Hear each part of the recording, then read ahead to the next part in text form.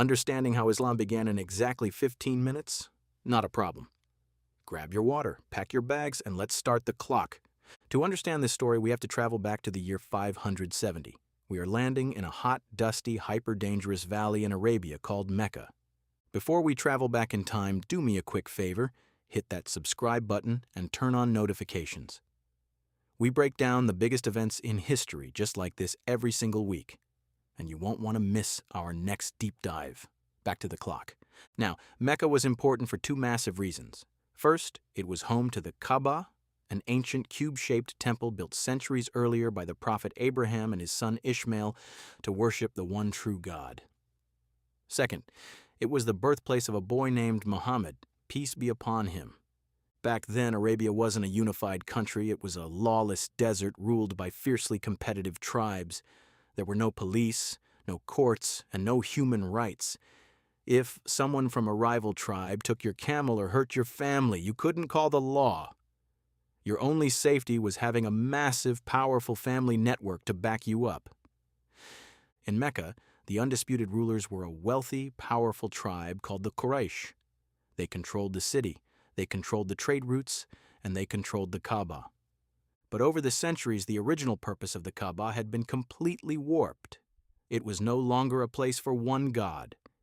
It was filled to overflowing with 360 different idols and statues. Mecca had turned religion into a massive, lucrative tourism business. If you were a rich elite, life was great. But if you were a poor slave, a woman, or an orphan, life was incredibly brutal.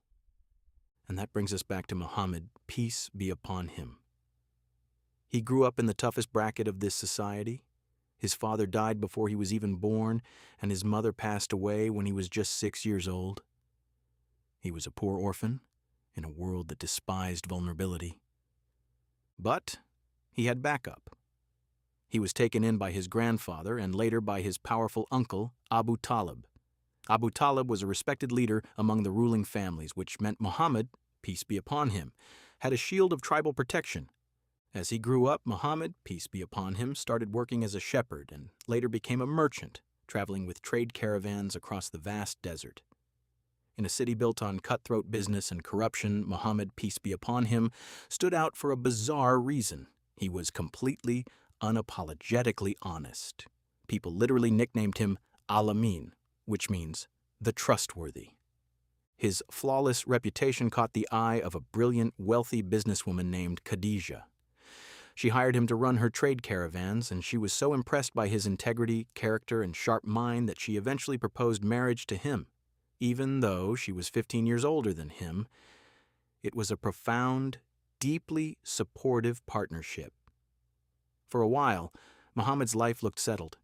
He was a successful merchant with a loving family. But something inside him was deeply unsettled. Every year, during the holy month of Ramadan, the ruling families of Mecca would throw massive, chaotic festivals around the Kaaba, sacrificing animals to the idols, drinking, and flaunting their wealth while the poor starved on the streets. Muhammad, peace be upon him, hated it. The spiritual void and social injustice of his hometown weighed heavily on his heart. So, to escape the noise, he started leaving town. He would hike up a rugged, jagged mountain nearby called Jabal al-Nur and spend days alone inside a tiny, quiet cave called Hira, praying and reflecting on the universe. He did this for years, until the year 610. Muhammad, peace be upon him, is 40 years old, sitting in the pitch-black darkness of Cave Hira, praying. Then, wham! The entire cave erupts with a terrifying, overwhelming presence. It's the angel Jibril. You might know him as Gabriel. The angel stands before him and commands a single word: read. But Muhammad, peace be upon him, was illiterate. There were no public schools in ancient Arabia. He couldn't read a single line. Trembling with fear, Muhammad, peace be upon him, replies, "I cannot read." The angel seizes him, embracing him so tightly he can barely breathe, releases him, and demands again, "Read!" Again, Muhammad, peace be upon him, says, "I cannot read." A third time, the angel grips him with immense force, releases him, and suddenly, the words aren't on a page. They are burned directly onto the heart of Muhammad, peace be upon him. He opens his mouth, and the very first verses of the Quran flow out of him effortlessly. Read in the name of your Lord who created man from a clinging clot. Read, and your Lord is the most generous, who taught by the pen, taught man that which he knew not.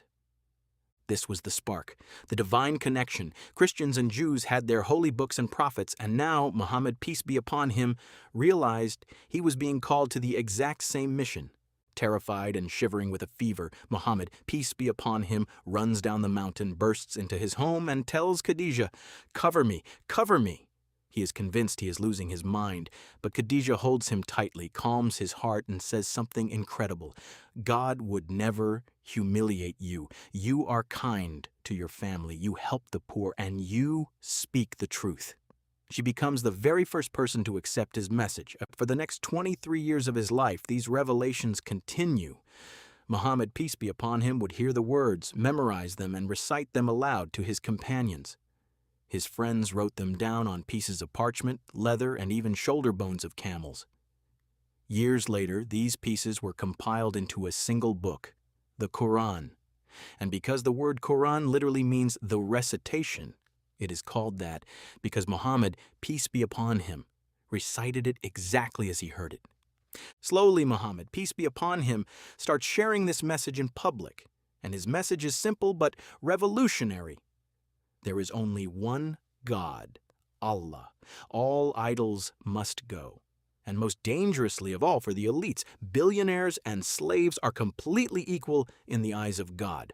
Long story short, this did not go down well with the ruling families of Mecca. See, the word Islam means submission to the will of God, and Muslim means one who submits. The rulers of Mecca didn't want anyone submitting to God. They wanted people submitting to them. Plus, if people stopped worshiping the 360 idols, the city's lucrative religious tourism business would collapse overnight. So the Quraysh elite launched a brutal counter-campaign. They couldn't touch Muhammad, peace be upon him, directly because his uncle Abu Talib still protected him. So they targeted his followers, especially the poor and the slaves. Early Muslims were dragged into the scorching desert sun, pinned down with massive rocks on their chests, tortured, and killed. The oppression grew so intense that a group of Muslims had to flee across the Red Sea to seek asylum in the Christian kingdom of Abyssinia, modern-day Ethiopia. Then things got drastically worse for Muhammad, peace be upon him. Within a single year, his Roccan wife, Khadijah, passed away. Just weeks later, his protector and uncle, Abu Talib, died too. In the brutal politics of Arabia, losing your protector meant you were open season. Muhammad, peace be upon him, was now totally vulnerable. He was physically assaulted in the streets, and the ruling families realized this was their moment. They held a secret meeting and devised a flawless assassination plot. They chose one young warrior from every single major clan in Mecca. The plan was for all of them to burst into the house of Muhammad, peace be upon him, at midnight and stab him simultaneously. That way, his family couldn't seek revenge against any single tribe because everyone was responsible. But Muhammad, peace be upon him, was one step ahead. On the night of the assassination, his cousin Ali bravely slipped into the bed of Muhammad, peace be upon him, to act as a decoy. Meanwhile, Muhammad, peace be upon him, and his closest friend, Abu Bakr, slipped out into the dark desert night, escaping right under the noses of the assassins. When the killers burst into the room and found Ali, the alarm was raised. Mecca went into a total lockdown. A massive bounty of 100 camels was placed on the head of Muhammad, peace be upon him, and the best trackers in Arabia were dispatched to hunt him down. Muhammad, peace be upon him, and Abu Bakr took a wild, unexpected route and hid inside a small cave called Thar. Outside, they could hear the footsteps of the trackers grinding against the dirt. Abu Bakr whispered in terror, "If they look down at their feet, they will see us." Muhammad, peace be upon him, looked at him calmly and said, "What do you think of two people when God is their third?" And then a legendary moment of history occurs. The trackers reach the mouth of the cave. They look at the opening, but they don't even bother walking inside. Why? Because right across the entrance, a spider had spun a perfect, undisturbed web. and a wild dove was calmly nesting right next to it. The trackers figured there was no way a human could have crawled inside without shredding the web and scaring the bird away. They turned around and walked right past. Muhammad, peace be upon him, and Abu Bakr waited for days, then continued their grueling journey north across the desert. This epic migration is called the Hijra. It was such a massive turning point that the entire Islamic calendar starts from this exact event. Muhammad, peace be upon him, traveled 250 miles north and arrived safely in an oasis city called Yathrib. The people there welcomed him with open arms and renamed their city Medina al-Nabi, the city of the Prophet. Most people just call it Medina. But the rulers back in Mecca weren't done.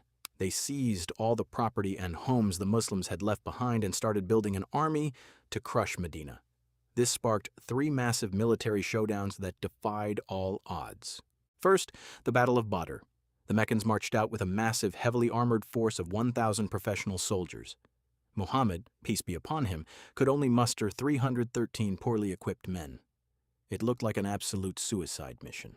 But through brilliant positioning near the water wells of Badr and absolute discipline, the Muslims pulled off a miraculous, staggering victory that sent shockwaves through Arabia. Second, the Battle of Uhud. Thirsting for revenge, the Meccans returned a year later with 3,000 men. Muhammad, peace be upon him, positioned a squad of archers on a critical hill to guard his army's flank, explicitly ordering them, "Do not leave this hill, even if you see birds tearing at our bodies." Initially, the Muslims won the opening skirmish. Seeing the enemy retreat, the archers on the hill disobeyed orders and ran down to collect the spoils of war. A brilliant Meccan cavalry commander named Khalid ibn al-Walid noticed the opening, wheeled his horses around the unprotected hill, and ambushed the Muslims from behind. It was a devastating, heartbreaking defeat for Medina, and Muhammad, peace be upon him, himself was badly wounded. Third, the Battle of the Trench. This was the final stand. The Meccans assembled an unstoppable coalition of 10,000 soldiers to wipe Medina off the map forever. Medina was naturally protected on 3 sides by jagged volcanic rocks and mountains, but the front was completely exposed. An innovative Persian companion named Salman suggested a strategy never before seen in Arabia, digging a massive, deep trench right across the open gap. When the massive Meccan army arrived, they stopped dead in their tracks. Their horses couldn't jump the trench, and the Muslims stood on the other side, raining down arrows. The Meccans were forced to set up camp in the open desert. Weeks dragged on, food ran low, and then a brutal, howling storm struck the desert, tearing down the Meccan tents and putting out their campfires. Freezing, exhausted, and deeply embarrassed, the coalition broke apart and retreated. Mecca had spent all its wealth, used all its power, and completely failed to crush Islam. Their prestige was gone. Meanwhile, tribes across Arabia saw the writing on the wall and began flocking to Medina to join the Muslims. 2 years after the trench, a broken peace treaty gave Muhammad, peace be upon him, his final opening.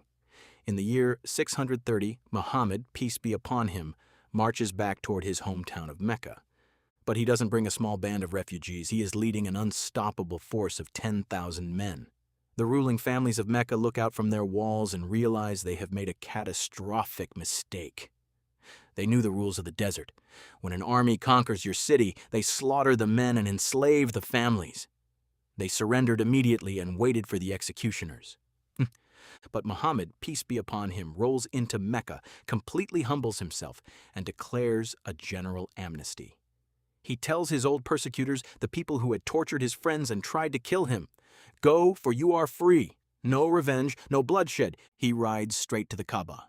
He circles the ancient temple 7 times, and one by one he takes his staff and smashes all 360 idols inside and around it, rededicating the stone building to the worship of the one, unseen God of Abraham. And that brings us right back to why we didn't show you any pictures of Muhammad, peace be upon him, or Allah today. The entire point of smashing those idols was to make it absolutely clear that God cannot be captured by a drawing, a statue, or a human painting. He is completely beyond anything on earth. And the prophet, peace be upon him, was just a man, a messenger, to prevent people from accidentally turning him into an idol too.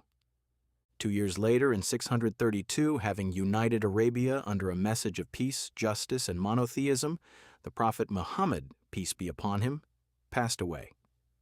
But the movement he started out of that tiny mountain cave would go on to reshape the entire globe. And look at that, 15 minutes on the dot. How did I do?